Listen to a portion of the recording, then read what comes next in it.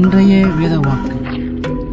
வேதவாக்கு ஒருவன் என்னிலும் நான் அவனிலும் நிலைத்திருந்தால்.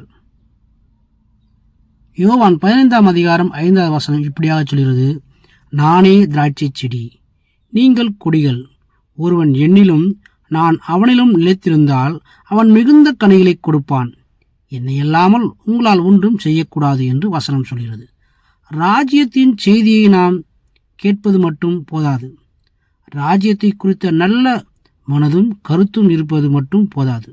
அதற்கு மேலாக நம்முடைய போதகர் சொல்வது போல ராஜ்யத்தின் செய்தியை அறிந்து தெரிந்து புரிந்து கொண்டவர்களாக செயல்பட வேதம் ஆராய்ச்சி செய்வது அவசியம்.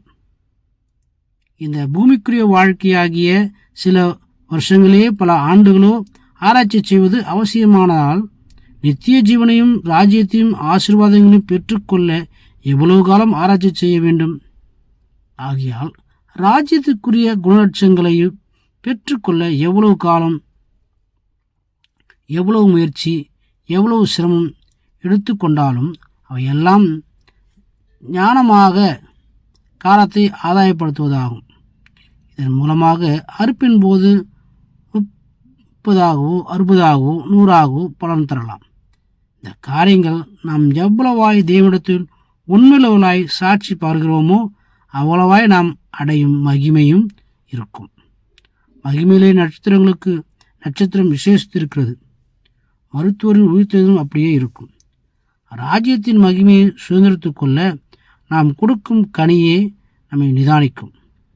மிகுந்த கனிகளை கொடுக்கிறவர்களாய் இருப்பவர்களை மாத்திரமே பாராட்டி, என் பிதாவினால் ஆசீர்வதிக்கப்பட்டவர்களே வாருங்கள், உங்கள் பாக்கியத்திற்குரிய இடத்திற்கு பிரவேசிங்கள் என்று ஆசீர் பெறுவீர்கள் என்றும் சொல்லுவார்.